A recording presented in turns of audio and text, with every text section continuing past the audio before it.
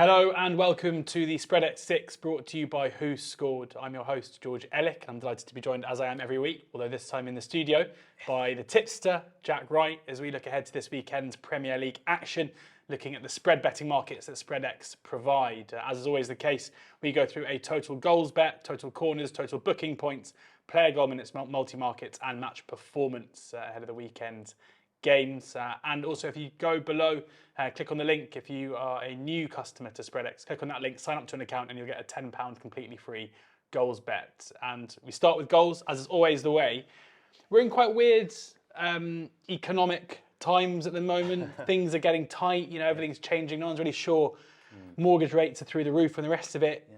But the biggest surprise, the biggest fiscal news I've seen in the last few weeks is that is that you are selling total goals. It is Manchester United versus West Ham, selling at 2.9. What is going on? What is going on? Bank of England, come on. It's crazy times, isn't it? I was getting a little bit too predictable for you, George. And I thought I needed to spice things up a little bit. So don't worry, it'll be business as usual after this. But there are reasons for the sell, of course. And mainly, a big part of that is this hectic time of the season that we're in. We've got games coming thick and fast. Not only we've got the weekend Premier League action, we're getting midweek fixtures put in there as well. And of course, European action as well. And both these sides are in European action for these two. They kick off on Sunday. So Thursday night football for both of them. And it's starting to have a little bit of an impact, I think, on the goals generally across the Premier League that we are seeing, especially the closer match ones being relatively low scoring. A quick snapshot of that at Old Trafford, we can see that they started the season with 3, 3 and 4 goals there. The last two have seen 0-0 and 2-0 scorelines. And as far as West Ham are concerned, only one of their 6 road trips has seen 3 or more goals. And that was the Chelsea game, which ended in a 2-1 defeat. They've actually only had one other that's seen 2 or more. That was a 1-1 draw. The other 4 have all seen a 1-0 result either way. So this record is not good for fans of goals. Are you a fan of goals? Big fan of goals, yeah. This isn't good for you. I'm not a fan of goals or 5 sole match performance or sole goals, though. That's a perfect answer, yes. So the last 3 results between these two sides have ended in a 1-0 result either way. We in fact saw 2 of them last season at Old Trafford. Because West Ham did visit here in the League Cup. Prior to that, there was 2 draws, a 0-0 and then an FA Cup and then a 1-1 in the Premier League. So we are going to sell goals at 2.7. There you go, selling goals at 2.7 at Old Trafford in Manchester United versus West Ham. Back to the buying now. Buying corn, you're buying corn regularly. And it is the corners market. Newcastle versus Aston Villa. 10 to sell and buying at 10.5. Indeed, off the tune to buy some corn. Perfect. There we are, yeah. The dream. So I know, indeed so. And I say this one is a familiar story. Something that we have done before. In fact, we only did it last week. And Newcastle certainly did what they needed to do. 13 corners in total at Tottenham. They produced 7 of them, despite taking a relatively early lead and going in at half-time 2-0 up. They still pressed as we expected them to. 54 corners they've taken from their 6 home games. That's 7 more than any other side in the league. Liverpool, Man City and Spurs are all, say, 7 less than that. And that's a nice, very healthy average of 9 corners per game just for Newcastle. Their home games in total see an average of 12.17, which is the 2nd highest in the league. And Villa are no slouches either. 7th as far as the average away from home is concerned. 30 from 6 road trips, an average of exactly 5. We should see, as we saw last week, a front foot, confident Newcastle side. They're now in the top 4. They're really given sort of the established sides a run for the money, maybe a little bit ahead of schedule. And we said, having put a statement win in there at Tottenham, we should see them, again, very confident, roared on by their home crowd. And of course, Aston Villa, they will be a little bit buoyant as well, having won 4-0 following the departure of Stevie G. And a good evening, of course, to their new manager, who, in case he's watching, but if he's not, I'm sure he will be watching them this weekend. So their side... You'd hope so. You'd expect so, yeah. Their players will be out to impress the new boss, Emery. So we are going to be buying Newcastle versus Villa corners at 10.5. There you go. That is the corners bet. Third up in the Spreadex Six, as always, total bookings. This is booking points. 10 points for a yellow card, 25 points for a red card. Fulham hosting Everton is where you're going here, buying at 46. Who's on the whistle? Who's on the whistle? Patience, George. Okay. Patience. So we actually saw a small loss in this market last week. So you're talking of things that are kind of outrageous and different. Well, disgrace. That was that, yeah. We still got 50 booking points, so it was a tiny loss. We had quite a high line to attack. And to be fair to Stuart Atwell, I think he did quite well to manage to get to 50 in that game. They didn't really have the fire and brimstone. It was more Fred Flintstone than anything else. But plus 89 for the season, so we're gunning for that plus 100 mark before the World Cup. That's the goal. And as you say, Everton travel to Craven Cottage here. And no side have now picked up more cards than Everton this season. Another 3 on Saturday, even making Super Simon Hooper go and get busy in his notebook. And they've now got 32 yellow cards across the season so far, an average of 26.67 booking points per game. Their games themselves, as a total, see an average of 48.33, and that is the number 1. That is the highest booking point average in the league. And when they're away from home, that average actually goes up a little bit higher. That's up to 50 booking points per game. And Fulham, they're no angels themselves. They're sitting 4th in the booking points table.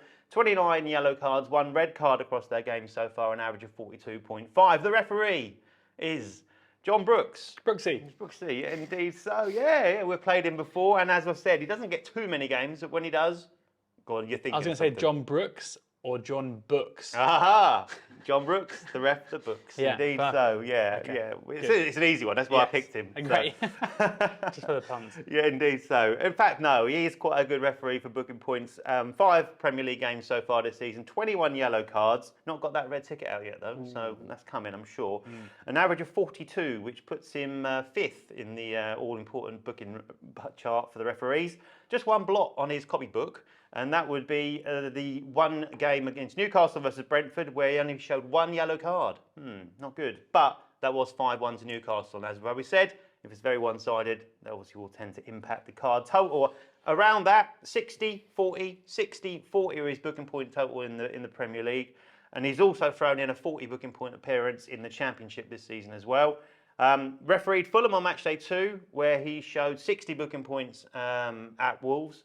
And then also on match day 4, he was in charge of an Everton game at Brentford where there were 4 yellow cards, so 40 booking points. So we're buying here at 46. Buying at 46. Of course, Marco Silva, Fulham manager. There's something to prove to Everton fans, and always interesting when Frank Lampard returns to West London as well. So tasty between those two. 46. Hopefully John Brooks gets his books out. Player goal minutes now. This is the accumulative total of player goal minutes in a game. And I know you feel very hard done by with Virgil van Dijk last week, deciding to square the ball when he had an open goal, missing a couple of chances very late on in the game. You've just shown me you've made a video collage of all the chances. I think it's time to get over it. I don't know. It's the Angel Gabriel for Arsenal. I mean, Arsenal have quite a few Gabriels and Gabriels, so you have to tell me which one. No, you see, I'm quite sensible there. I've gone for Gabriel. All of them, yeah. So anyone. Yeah, so do be careful. But you're buying at 8, so I'm guessing it's not Martinelli. Jesus. No. It is, yes, the straightforward Gabriel, who I'm hoping will have some sunshine through my window this weekend. So that's one for the older fans. Anyway, we move on. So yeah, Solly March 1 week, Virgil van Dijk the next. But yes, let's move on from him and his exploits last week. But we are going to keep a very, very similar theme here. Forest did pretty much everything we were hoping and had expected of them. They sat deep. They looked to keep things relatively tight, compact, invited Liverpool on. And that resulted in 75% possession for Liverpool. They forced 11 corners, 15 shots, 7 on target, and officially 2 from Virgil van Dijk. Plus that knockback, his XG in the game was actually 0.24. Free header from the corner in the 90th minute, as you said. I haven't got over it yet. It won't register the one he squared as well. No, it didn't. So, no, that's right. So just a 2 on there. So there we are. But as I said, we should expect the same. Bearing in mind this is now Arsenal at home. A similar scenario, a similar amount of possession, similar shots, so on and so forth. So we're just swapping out Virgil van Dijk, off you come, on you go, Gabriel. So just a quick reminder for those that missed the show last week, 23 goals conceded for Forest now, only Leicester and Bournemouth conceded more. 6, crucially, from set pieces, only Bournemouth conceded more than that. And only Everton allow more than the 15.9 shots per game average that Forest do. And as far as Gabriel's concerned, very, very similar stats, actually, to Virgil van Dijk. Virgil, if you remember last week, had 10 shots from 10 games. Gabriel's had 11 games and 11 shots. Here we go. There we are, yeah, easy maths. He too scored once this season, like Virgil. Virgil scored against Who did he score against? He scored I'll against find out. Bournemouth. You can- Yes, yeah, he scored against everyone Bournemouth. scored against Bournemouth, Yeah, didn't indeed, that day he did. Yeah. Newly promoted side, and Gabriel scored against Fulham, a newly promoted side. Last season, he scored 5 goals, so certainly a decent record from centre back from his 35 games. So 1 every 7. I think it's time. Let's go for it. Gabriel, goal minutes at 8. I should love that you're on first name terms with all these Premier League centre backs. It's great. I know. Multi-markets now, corners multiplied by bookings. And again, this is booking points, not just total number of bookings. Back to Newcastle versus Villa. You've already mentioned why you're buying corners there, but it's corners times bookings at 480 to buy. So you're buying bookings as well. Indeed, so yeah, we've gone through corners. It will give us a very solid base as the multiplier here. And of course, booking points are the crucial element because it's going to be the high numbers. Villa games versus Villa and Newcastle games, sorry, see the 7th and 8th highest number of bookings per game, averaging 41.67 and 39.58 between the two of them. And Villa are the second most foul side in the Premier League, averaging 12 fouls against them per game. Newcastle opponents, they're the third most booked side in the league, 23.75 on games per average. And the referee, well, there's no prizes for guessing. I'm going back for Paul Tierney. Although he was a little bit of a letdown, he was a little bit lenient last week, and I might blame myself. I think I went a bit early with the nickname. Yeah. So, Mr. Tierney, business as usual, please. In fact, he had a nice little warm-up last night. He was sent to the Championship to keep control of Burnley versus Norwich and showed 6 yellow cards in that one. And of course, he is still the UK's #1 referee, booking point average of 50, or the Premier League's #1 at least. 39 yellow, 2 red from him so far this season. He has refereed Newcastle at the start of the year, showed 5 yellow cards in that one. And he got his red ticket out when he was in charge of the last Villa game. So, yeah, we're going to be buying corners by bookings at 480. There you go, buying multi-market 480 there for corners times by bookings. Finally, match performance. This is, of course, where there is a value attributed to plenty of in-game events. A goal scored is 15, corner 3 points, yellow card 5 points, red card 15 points, penalty awarded 10, minus 25 for the Holy Grail, which is a 0-0 draw. You are going, you sold total goals, which was scary enough. I'm delighted you're not buying match perf, or I'd have to walk away. You are selling match performance in the Graham Potter derby, with Brighton hosting Chelsea, selling at 80. Yes, the Graham Potter. I thought you might call it that. So 4 out of 5 of these last 2 meetings have ended in a draw. 3 1-1s and a 0-0 in there. And Brighton have actually failed to score in 3 of their 5 under new manager De Zerbi, and only 1 goal in the last 4 from them. And obviously Graham Potter knows this Brighton side better than the current manager does he? He knows them inside out. So we'll know all the tricks how to stop them from scoring and the best way to go about getting at them. But you'd assume his ex-players will be looking to put on a little bit of a show in front of their ex-manager here. So, of course, Chelsea, as we've already mentioned with at the top of the show, played in midweek. They had a tough away game at Salzburg. So that will have an impact on, obviously, how to go about this one. That tends to be a little bit of a lower scorer, tougher kind of watch with the European action in there as well. As far as corners are concerned, some interesting stats here. Brighton have only conceded 10 in their 5 home games. Wow. Very low. And as far as Chelsea under Graham Potter are concerned, just 5 corners won in 3 away games. Wow. Under him. Yeah, wow indeed. Sounds like we should be selling corners.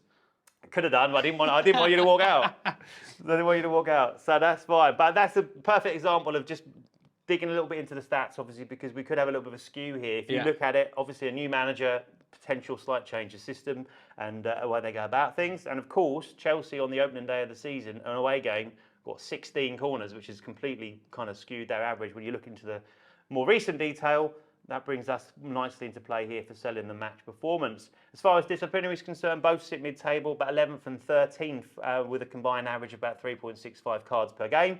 And the referee is Andy Madley, a new one to the show, I think. Yeah. The madman. The non-madman, yeah, hopefully, as it turns out. 21 yellows in 7 Premier League appearances this season, and it's an average of 3 per game. Yeah. Easy maths throughout the show today. You've noticed that. It's quite a coincidence.